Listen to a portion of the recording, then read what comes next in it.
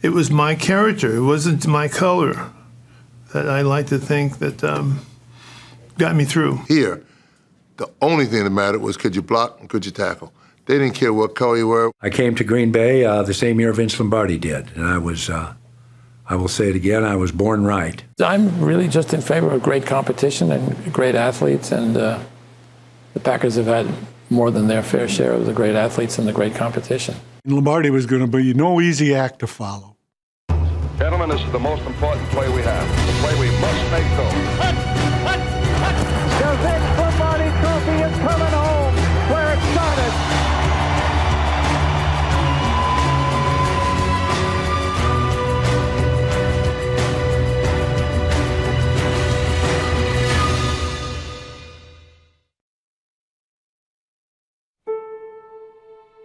One of the Washington Redskin players came up and said, "Coach, can I carry your bag?" And he said, "Oh yes, would you please?" Marie told me, she said, that's the first indication that he was really ill, seriously ill. He passed out in the locker room. He drove himself to the point where I think he was spent, and he was afraid of what might be going on. I went to see him. He was in the hospital, and when I walked out of there, I was sad. I don't know if he's going to make it. Coach was laying in bed, and his hands were down at his side, and his hands were clenched. And I knew he was fighting it. I said, "God bless you," and he said, "Thank you," and that was it. You know, he was feeling very badly. It would have been hard.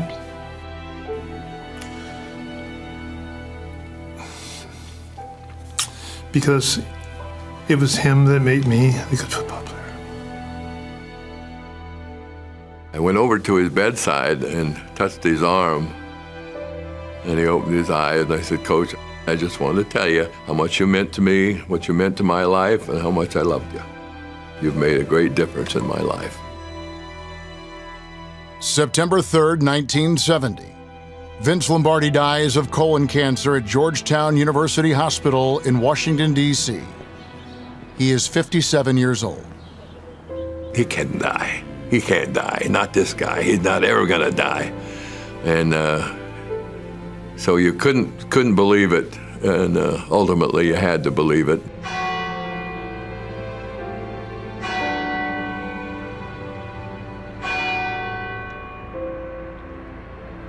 Four days later, his funeral is held at New York's St. Patrick's Cathedral. We said goodbye to him, but he lives with us every day. He's part of our life every day. There wasn't anybody like him, and there never will be. He will be more respected than anybody in the history of this league. He's respected as a man, as a coach, and as a leader. He knew how to really get inside a person's head and heart. And the heart was, I think, the thing that was especially domineering. I know I'm an emotional man. In order for me, for example, to give everything of myself, take the mental anguish that's all part of this game, the emotionalism that's all part of this game. In order for me to do this for someone else, I think there has to be a certain amount of love for that other person. There's love for each other, in other words. His friends were his football players. Those were the people that he cared about. Outside of his players and the function of running the Green Bay Packers, that was it for him. That was enough for him. He didn't need any more. 1 week after Lombardi's death, NFL Commissioner Pete Rozelle announces the renaming of the league's championship trophy. Pro football lost one of its legends, and Pete Rozelle changed the name of the ultimate trophy in the game to the Vince Lombardi Trophy. It's a trophy that's awarded to the champion team, not an individual, a team. Someone who's attained that level of meaning in American life dies. You lose the person, but you don't lose anything else. The mythology, the meaning of Vince Lombardi is as deep today or deeper than it was when he died. He's the greatest coach in the history of this game, and he loved the NFL. Lombardi was the patron saint of the NFL right at the time when it was reaching its majestic status in American life. The rise of football was in part made possible by Lombardi and the Packers. The following year, the late Vince Lombardi is inducted into the Pro Football Hall of Fame. Packers hadn't won for more than a decade before he got here, and they didn't win for almost a quarter of a century after he left. So I'd say his impact was rather substantial. He's been dead almost 50 years, and the way they talk about him, you'd think he was standing in the back of the room. They still have that much reverence, that much respect. He would take whatever you had and make it good and make it better. In all, 13 Lombardi Packers are enshrined in Canton. To this day, the Packers of the 60s are the only team to have won 3 straight championships under a playoff system. So they did things that no other team had done before. I've always said that the guys that played for Lombardi played over their heads. They really did. He gave football what it needed, and that was he took people and made them great. He made me somebody bigger than I expected to be. I think the cheers of the people, the Super Bowl victories, that all fades away. But you never forget your great friends that were in the ditch with you. They attribute their success in life to the lessons they learned from Vince Lombardi. He brought everybody in a right aim with the right goal and to not let each other down, respect each other as not only as teammates but as men. After the game is over, the stadium is empty, lights are out, press releases have been filed, championship ring is on the dresser, you're all alone in the quiet of your room. The only thing left at this time is to lead a life of quality and excellence and make this old world just a little bit better because you were in it.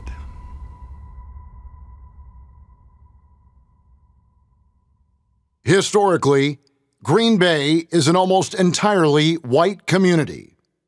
People were not used to seeing black people. They weren't used to talking to black people. If you saw a black person walking down the street in Green Bay, the assumption automatically was he must have been a Packer player. There were no blacks in Green Bay. It was a white community. The black people that you would see passing through Green Bay many times would be the people that were working on the railroads in terms of whether they're porters or working in the dining cars or other aspects of the train travel that would be coming in and out of town. I really didn't have a chance to really study the Packers. And so after I'd signed, and I saw the quarterbacks from Alabama and the running back from Louisville and the other running backs from LSU and half the lines from Texas. In college, every time I went south of the Mason-Dixon line, I had some bad experiences. Now I was going to have a whole team full of guys from the South. And I thought that I did the right thing.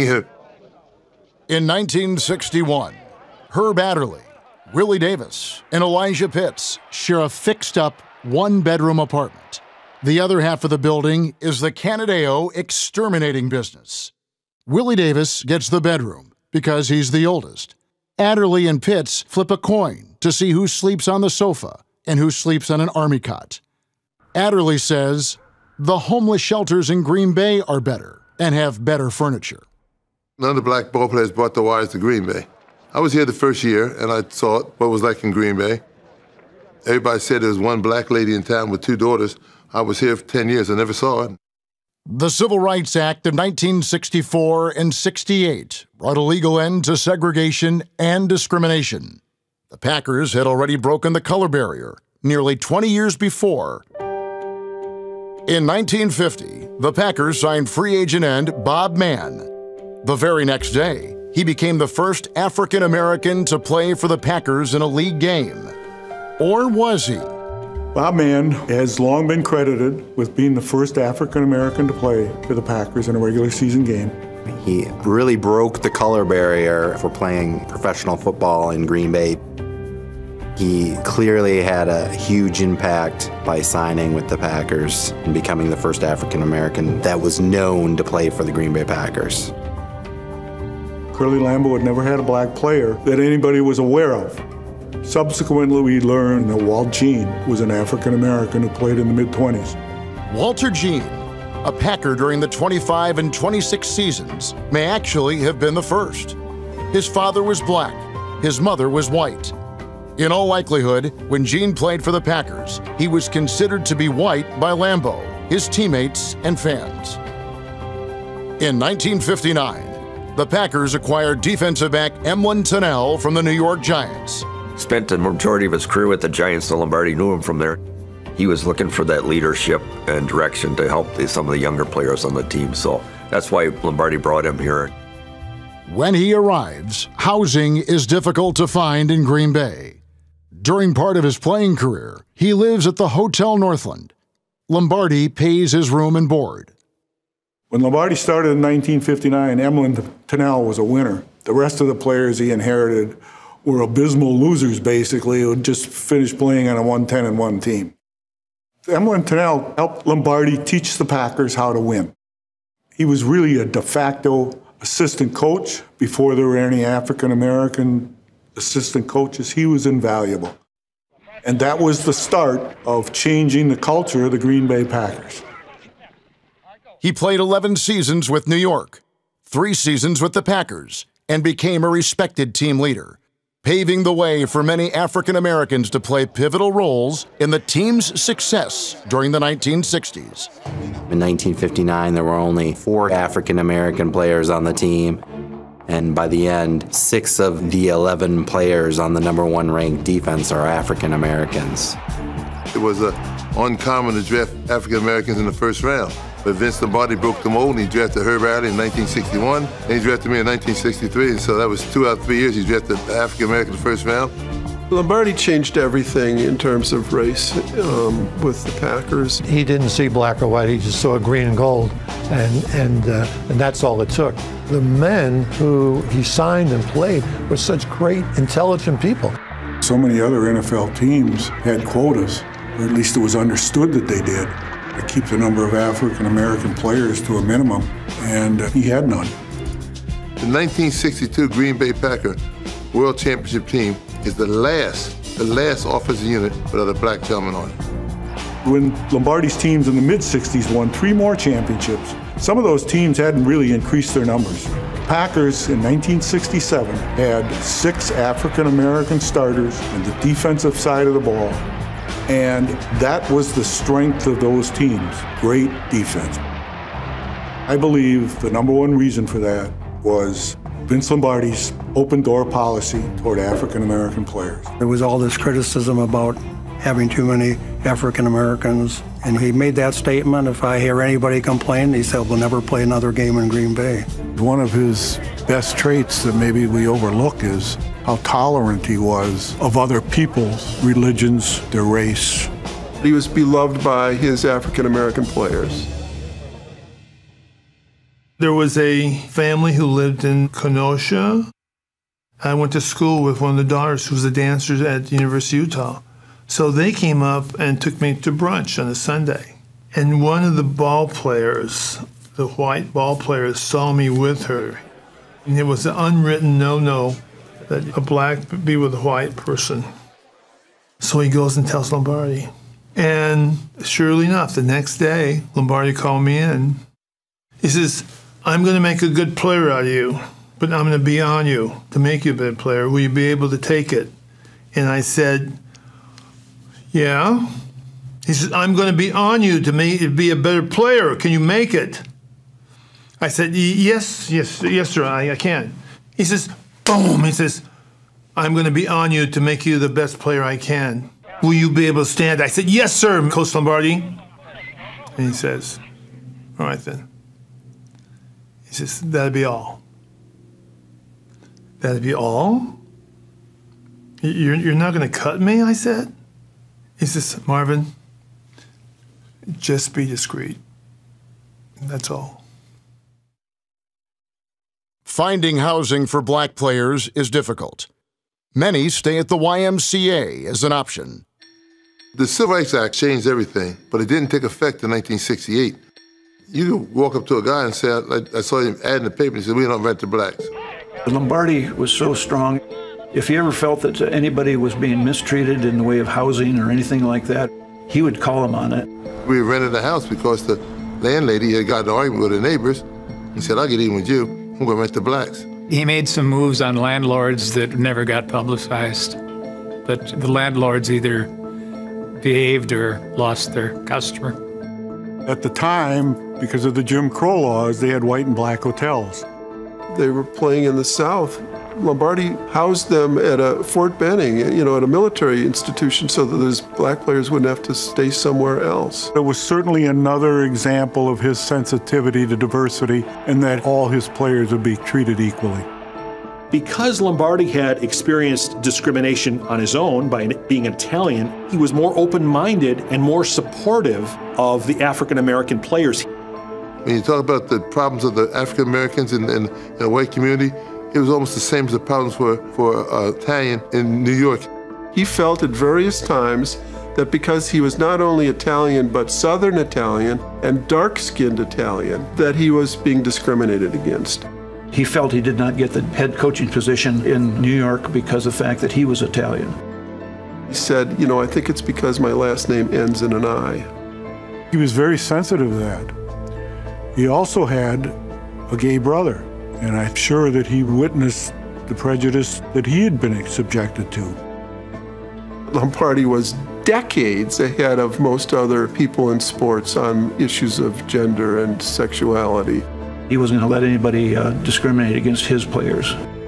There were like 7 or 8 places in town where African-American ball players were not accepted, and Vince heard about it. Lombardi went to those places and said, if I hear you discriminate against any of my players, you're off limits for the entire team.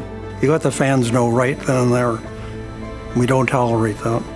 For Coach Lombardi to leave the Giants, the biggest city in America, to go to farmland is an improbable story. And for him to succeed in the way he did and to do it with the kinds of players that he put together. Here I was, 22 years old, from College Park, Georgia, had never been in a huddle with an African American. I wanted to be accepted, but I didn't know how. The intimidation factor was exponentially increased because of this tension I felt about the race thing. The most intimidating of them all was Willie Davis, the defensive captain, who was working on his master's degree in business and shattered every racist stereotype that I had learned. He changed my life because I was never able to look at another human being, any human being, in the same way I had. That's the history of America, is diverse people coming together and collaborating from different parts of the country with different backgrounds and just becoming single-minded in pursuit of a goal, which Coach Lombardi was without parallel in terms of enabling to create that kind of a spirit. While Lombardi is often credited as bringing true integration to the game, he did not pair up white and black players as roommates until 1968, when he was general manager. The first 2 guys to get together was Jerry Kramer and Willie Davis.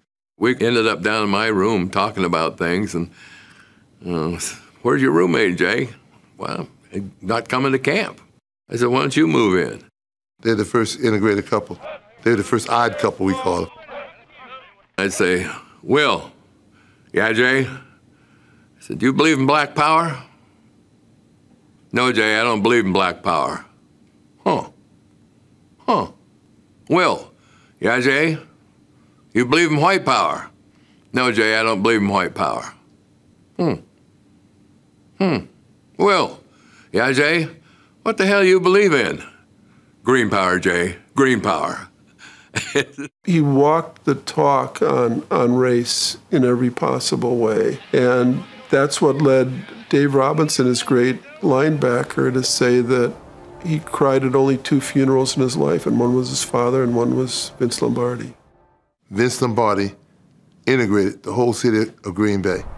Some of the ball players today, I think they don't realize what it was like, what people had to go through for them to be in the position in the day. The progress that was made during Lombardi's years as head coach erodes soon after his departure and persists over the next 2 decades.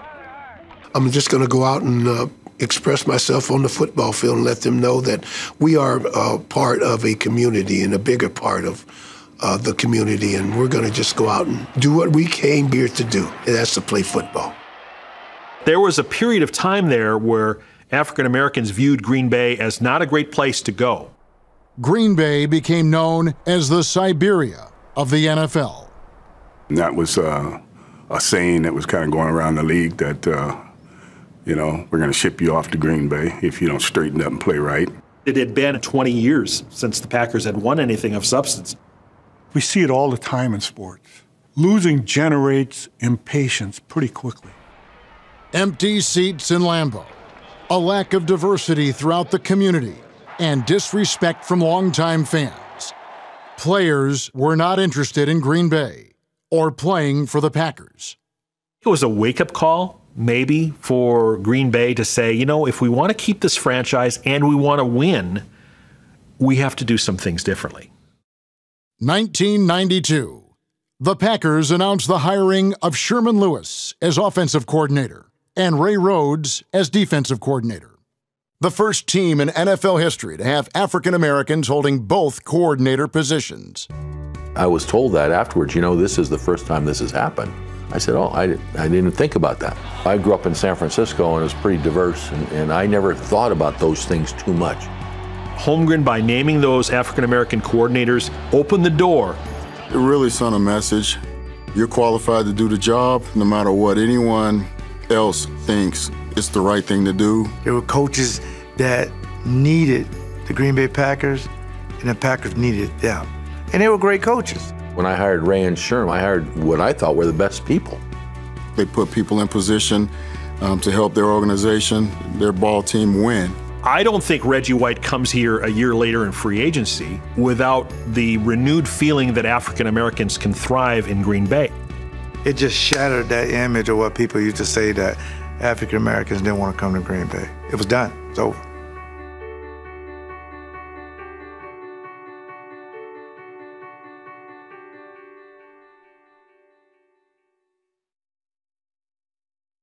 (1970).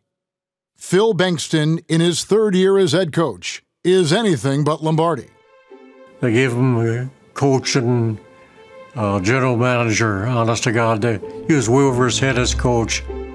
He also had a drinking problem that interfered with his coaching. I remember going to out-of-town games, and the poor guy was up all night drinking. He'd show up the next morning unshaven, smoking like crazy. You knew darn well chances were they're going to lose it. He just didn't have the personality to pull off a head coach's job. He didn't have that charisma or whatever it is, whatever you want to call it, that Lombardi had. You don't fool anybody with your X's and O's and your deception and all that stuff. You beat them by well-coached and motivated people. Phil, unfortunately, was more of an X and O guy. How do you attain and maintain that excellence that we had for 9 years under Lombardi? Packers executive committee discussed making a pitch for Don Shula, and actually somebody made contact and then never followed up on it. At the end of the 1970 season, Bengtson resigns. You take things in order. In the first place, there was nothing to consider as long as he was our head coach and general manager. That 20-21 record by Phil Bengtson, little did we know that for the next decade that would be the best record the Packers would have. So it gives you some idea of the dark ages that fell upon us. It isn't all bleak. As the 1970s unfold, the Packers are in good shape financially, thanks to revenue sharing with more games on television and President Dominic Olejnicek's commitment to protecting Green Bay's standing as a small market franchise. What he saw with the TV explosion was that if we're going to make this work and make it a really good enterprise, we have to have revenue sharing, and that's what's his key. A perfect leader for his time because the Packers were in better economic circumstances. He was very articulate in making the case for policies and processes that would protect the interests of the Packers. We wouldn't be here today without revenue sharing. That all occurred during that period of time. He helped the Packers gain economic strength over the years.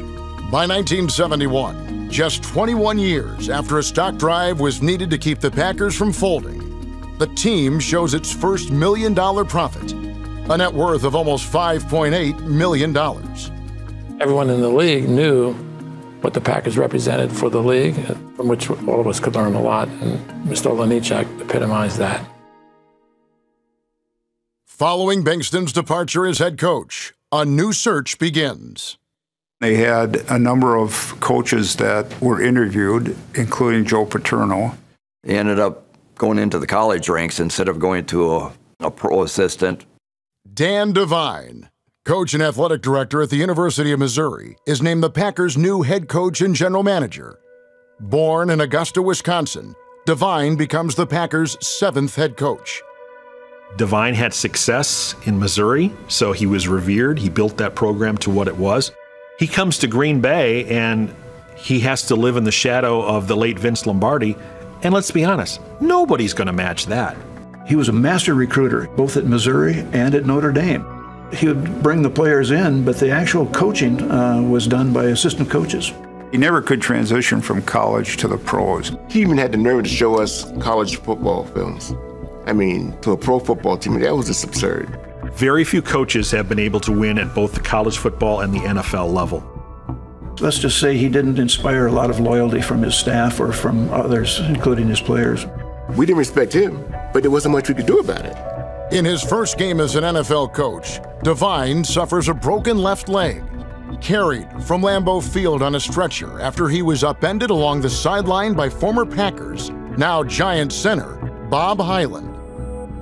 Making a bad day worse, the team loses to the Giants, 42-40. The 71 season is also broken, closing out at 4-8-2. It's followed by the end of a historic career.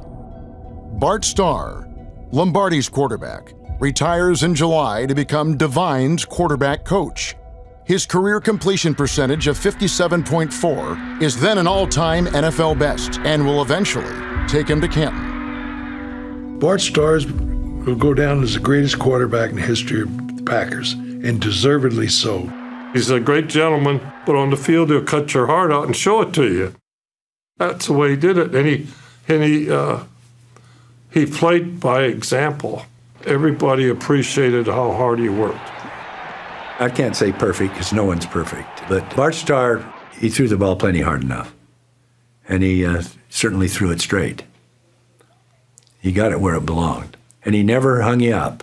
He never threw it to you when he shouldn't. When you were running into Dick Butkus, he wasn't going to throw it to you. I'm thankful for that. The quality of a great leader, of a great quarterback, is being able to deliver when you have to. Anybody can play when there's really nothing at stake, regardless of the game, regardless of the situation. If you judge by championships, Bart Starr is not only the greatest quarterback in Packers history, you can make a case that he's right up there in NFL history because he has 5 NFL championships. He won the first 2 Super Bowls. He won championships before they were Super Bowls. One of my favorite quotes is from William Jennings Bryan. Destiny is not a matter of chance. It's a matter of choice. It is not something to be wished for. It is something to be attained. Things don't get any better for the Packers for most of the insufferable 70s. The glory years are indeed gone. In 8 of the decade's 10 years, Minnesota wins the NFC Central Division, nicknamed the Black and Blue Division. Vikings owned our division. I mean, we only beat them maybe twice when I was here. The new division, the NFC Central at the time, was run and schooled by the Minnesota Vikings. The Packers couldn't buy a win in Minnesota. We went up there in 71, lost the game, 3-0. Oh my gosh. And we were inside probably the 10 twice and the red zone twice. I never got the ball. Devine never gave me the ball. The Packers, Bears, and Lions all struggle and live up to the black and blue label by playing mostly ugly, physical football. One exception to the Packers' poor performances is the successful 1972 season under Coach Devine. The big difference between 71 and 72 was Willie Buchanan and Chester Marco. All I had to do was change that uniform, that black and red, and put on the green and gold, and I was prepared to play. He was tough. He was big, he was fast, and he could flat out cover you. When they draft Chester Marco, a span of 4 years, the Packers had 10 different kickers. They looked at 40. It was one bad choice after another. I remember when Chester Markle and myself came up from the college all-star game. The coaches said, okay, why don't you guys take the next bus out and then it'll take you over to the practice facility. Lo and behold, we didn't know that we were getting on the veterans bus. So we're sitting back there and then the veterans start piling on. And all of a sudden, you hear Ray Nitschke. What's that smell? And Dave Robinson gets on and he says, I think we got rookies on this bus. We ended up getting escorted off the back of the bus, right out the chute. Gail Gillingham was so explosive. You'd watch end zone video of Gail Gillingham, and it was like when he buried his head in a defensive tackle's chest. It was like looking at one of those little dogs they put in the back of cars with the bobbing head. Gilly was unbelievable. Best lineman I've ever seen. MacArthur Lane was the icing on the cake. He was John Brockington's blocking back. So he was very instrumental on the success of John Brockington. This guy was the real deal. He could do it all. He could catch passes, he could block like nobody's business, and he could run. In '72, MacArthur Lane rushed for 900-something yards also, and Brockington went over 1,000. I was the first back to get 1,000 yards in each of his first 3 seasons, and when I consider the backs that came before me, it's pretty good. He's the first guy in history, 1,000 yards 3 times in a row. Brock was a north-south runner. Brock was, get the ball and I'm going. Bruising cold weather battles further fan the black and blue nickname. No game represents the label more than the December '72 matchup between the Packers and the Vikings in 18 below wind chill. Packers were easing into the playoffs with Brockington and MacArthur Lane and a strong defense. We beat them pretty good that day. I had over 100 yards, Mac had 99, and we had like 4 turnovers. Clarence Williams had 3 sacks that day on Fran Tarkenton, so big day for the Packers.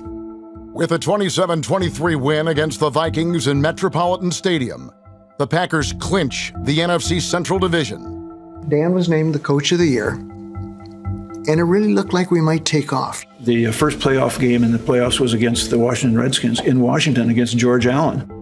I'll never forget, it was December 24th, 1972. The Redskins played a 5-man front, so it's single man-to-man blocking. They were going to line up in a 5-1 defense against us. It was just to throw us off and to try to make us think about trying to run over them. They did that because they would take away our running game. We had played them previously that year, and they showed a 5-man line. You can't run against it. Apparently Devine never figured it out. Both Gail Gillingham and I talked to Raleigh Dodge, who was the line coach. I say, hey, tell him, you can't run tackle to tackle on this thing. Flare the back out of the backfield and pitch the ball to MacArthur. Just before the game, Dan Devine decided that he was going to be the offensive play caller that day instead of Bart Starr. Took the job away from him. Devine, I guess, wanted to finally coach. So he took over the realm, and it was all downhill after that. The Packers failed to win the divisional playoff game, falling hard to the Washington Redskins 16-3. They'd taken the play calling away from Bart. Nothing he could do about it. His boss said, this is where we're going to do it. I'm calling the plays, and he did. Dan Devine was a disaster with the Packers. The Redskins never should have beat us. We lost because we weren't put in the right position to win.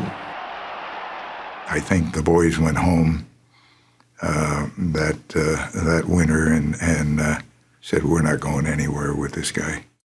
It will be another 23 years before the Packers win another Central Division title.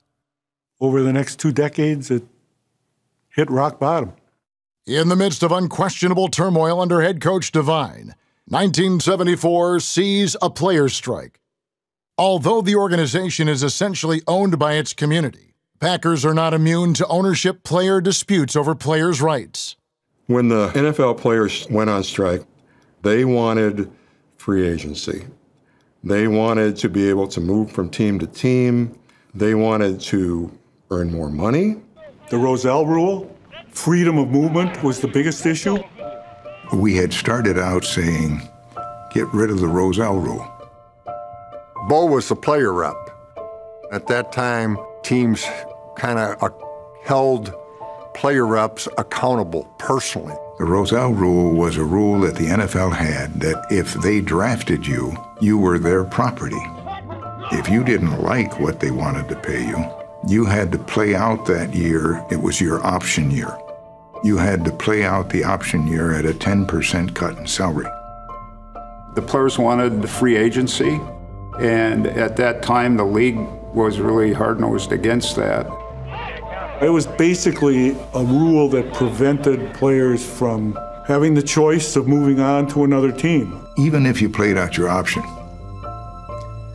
then you had to get a team interested in your services, and if the two teams couldn't agree what player the team you were going to had to give up, then Rozelle would step in. The slogan was "No freedom, no football." We pulled it off the table and started a federal lawsuit because it's a restraint of trade.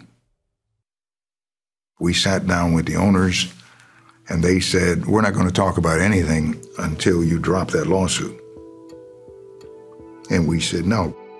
At Packers training camp, a players' union representative and 2 Packers players are ordered off the St. Norbert campus when they attempt to talk to rookies on their way to breakfast. The situation is elevating. There was pressure on young guys. We were told, hey, you come to camp, you break the strike, or you're not going to be here. The veterans were barred from visiting the campus and trying to talk the rookies into walking out of camp. You know, they were picketing. They would picket outside the offices. They picketed before the games. During a practice game between the Packers and Bears rookies, 20 striking NFL players, including 14 Packers, are arrested outside Lambeau Field while picketing the game. I was told by Dan Devine he didn't want to see my face over there at the Packer Stadium. And I got calls from the coaching staff says, I don't want to see you on that picket line. I said, right on, coach. I was the first one there. The talk was that Dan Devine paid off guys to break the strike. He fractured our team, you know, it was awful. I got run out of here on a rail on the 11th year because I was leading the strikers. That was how I was unceremoniously ushered out of Dan Devine's life and out of the Packer life. The 1974 season is fraught with controversy. To arrest your own players? Who in the world would do something like that? Other than the screwed-up Packers of the 1970s. After the strike, it was a period of, I would say, and I don't think I'm going too far, locker room turmoil. In the 1970s, the Packers used 18 different quarterbacks, 14 different starters. If quarterbacks are critical to the success of an NFL team, that speaks volumes about the problems they faced. We were hurting at quarterback. We needed a quarterback, and Dan Devine needed a quick fix. Tony Canadeo, former great Packer running back who was on our executive committee at the time, came into my office late in the afternoon. He says, is Ole here? Talking about President Dominic Olejniczak. And I said, no, he went home for the day. He says, did you hear what Devine just did? In the middle of the '74 season, with a record of 3-3, Devine trades 5 future high draft choices to the Los Angeles Rams for the reigning NFL MVP, 34-year-old quarterback John Hadl. We'd seen Hadl 2 weeks before. He couldn't throw the ball out of a phone booth. I mean, his arm was shot. An aging quarterback, and we gave up a number of draft choices for it. It set the organization back a great deal. What are they doing giving up all of that for John Hadl? Devine gave up 2 1s, 2 2s, and a 3 draft choices to get a guy that was seriously at the end of his tenure. Horrible trade, maybe as poor a trade as we have ever made. It ended up being a disaster because John Hadl was washed up and couldn't really deliver.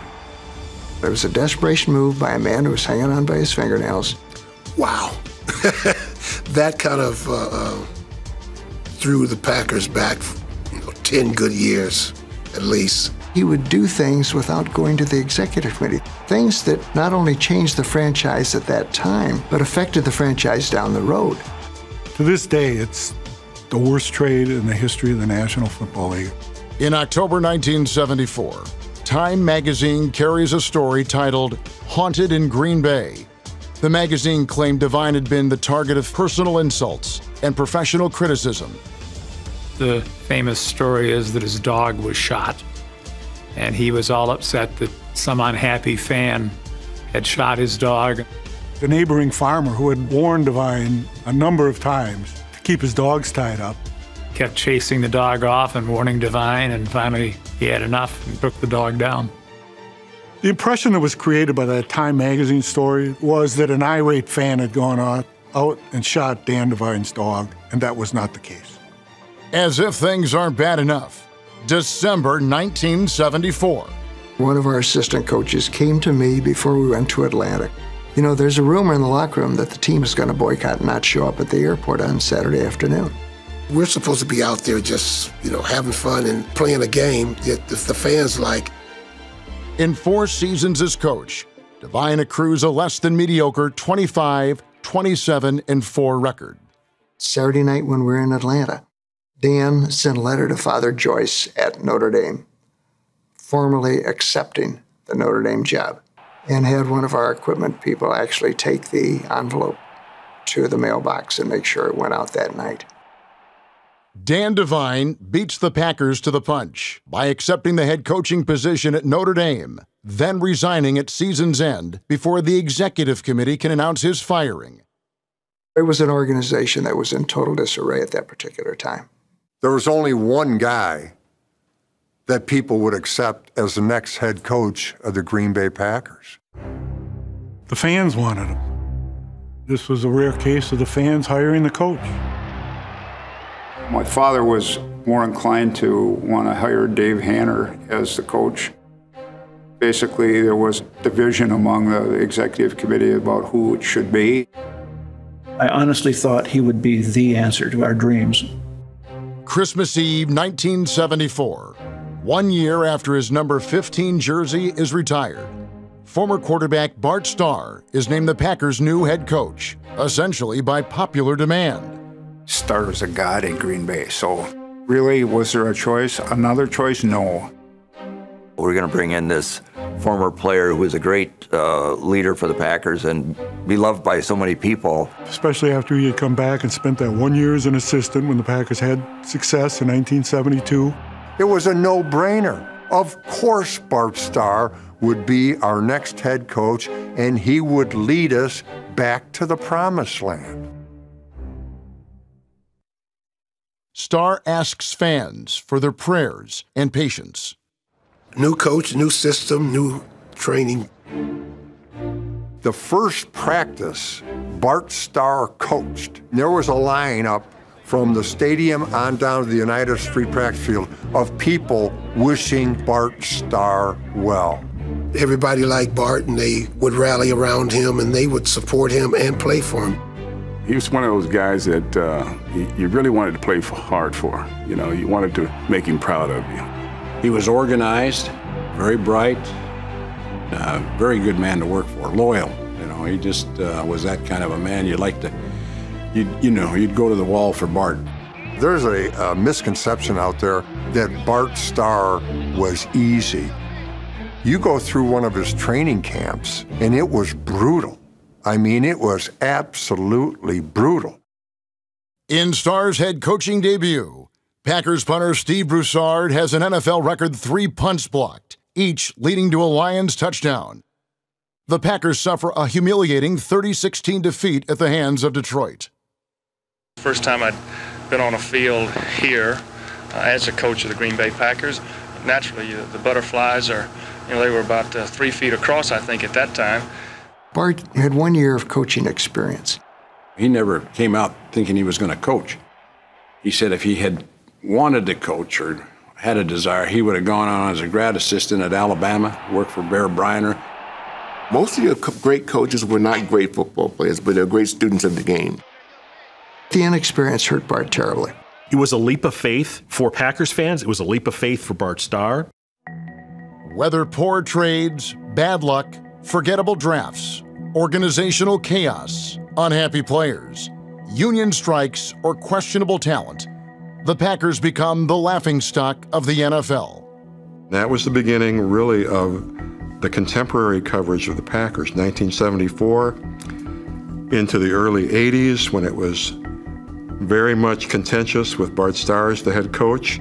When Bart got to be coach, he made a mistake by saying something and then saying, oh, that's off the record. No, you don't do that. Once you say it, it's on the record. The Press-Gazette coverage is starting to change. It's starting to question a little more. That was just a natural progression. There was no ill will there. That's just how media changed, how sports marketing changed, how the NFL changed. Bart is the type of person that looks for the best in people and not the worst. And sometimes you open yourself up in a tough, cold business. You open yourself up a little bit. In 1974, the Press-Gazette went all in. They hired a new reporter. His name was Cliff Crystal. Cliff Crystal reported the way it is. Facts are facts. It is what it is. Journalism was changing, and that type of journalism, that type of coverage came to the Packers beat. I love to dig, love to uncover stories, love the reporter side of the job.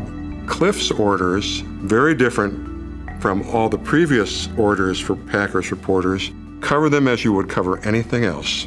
Do that with a critical eye, call them as you see them. Much of my career, I had an adversarial relationship. But also, I think, a respectful one with the people that were running the team, head coaches. My first year, 1991, I'm in for the last 4 games. We finally win one to go 4-12. So I come home and I told Bob, I need to talk to you. I would like to make a change in the coaching, the head coach. So he said, okay. I walk out and I start to get in my car. I want you to know, it's snowing. Across from my car, this door opens, and it's Cliff Crystal. I said, what the bleep are you doing here? And he said, well, I'm following up. I see that you went with Bob Harlan. In the bicentennial year, 1976, the Packers acquire Houston Oilers backup quarterback and promising talent, Lynn Dickey. I wanted to go to Denver, and Denver had no interest in me at all. Lynn was the real deal. And man, he could throw that ball.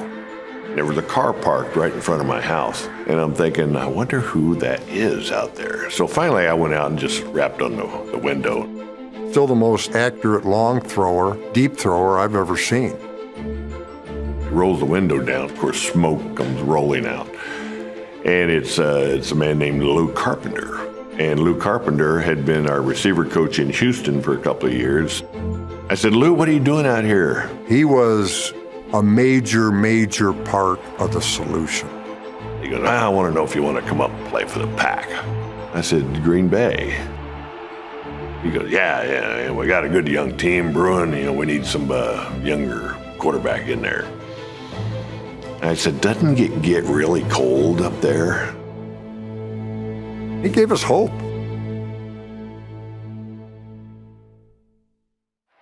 In 1977, in a game that was already long lost to the Rams, quarterback Lynn Dickey sustains a double fracture to his left leg and is lost to the game of football for nearly 2 years. The leg did not heal correctly. The guy took x-rays and he puts them up. He looks at them through the light, pulls them down, puts them in an envelope, hands the x-rays to me and says, your leg's still broke. I went, what? I've been running a mile a day, 5 days a week for a month. He goes, I bet that hurt, didn't it? I went, damn right it hurt. The Packers can never quite gain ground or momentum. On a 45-man roster, I think we had about 36 first and second year players on that team in 1978. So we were all young, coming out of college, first year players, second year players. I don't think they had the right amount of talent. I mean, you have to think about the teams that were winning in that era. We looked at the schedule and said, training camp is tough. The preseason games are tough. We're just going to start the season and see how things go. Despite what some would say are his shortcomings as a coach, Bart Starr is widely admired and respected as a leader.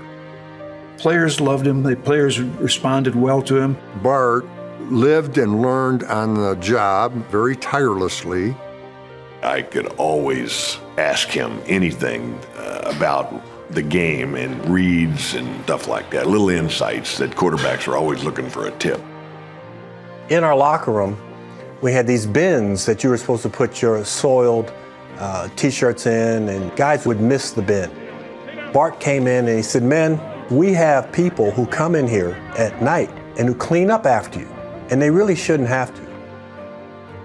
And he said, "You can tell the true measure of a man by how he treats somebody who can do nothing for him." Hall of Fame player, Hall of Fame human being. As great a player as he was, you'll hear people say he was an even better man. He really was. In the 1979 draft, the Packers miss a prime opportunity. Red Cochran sat in that draft room, and every time we came up on the board, Red would say to Bart, "He does nothing but win." I thought Red Cochran and Dave Hanner were going to have apoplexy. They were just begging him to take him. When we didn't take him, Red cussed, slammed the door, and left the draft room. We passed on him for a fella named Charlie Johnson, a nose tackle out of Maryland. In fact, he passed not only once, but 3 times on Joe Montana, and the rest is history.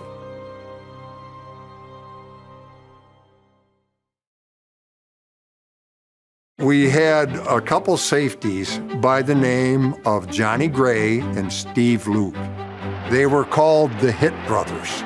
They earned that nickname not only in games by lighting people up, but in practice, lighting our own guys up.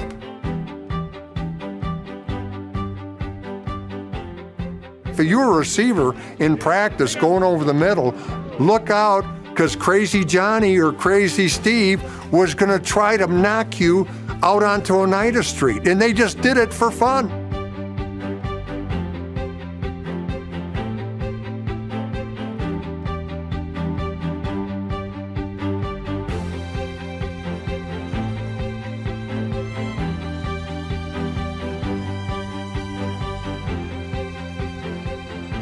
Every day, it's a test of courage for the receivers.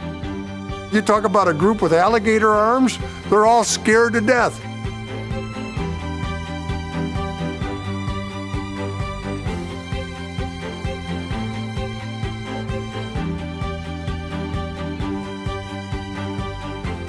So Lofton arrives on the scene, and before they could light him up, they get called into the office.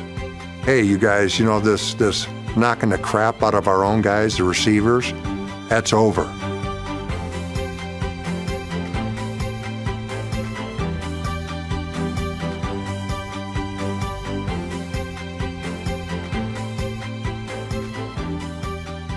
You don't touch this Lofton guy. He's too good.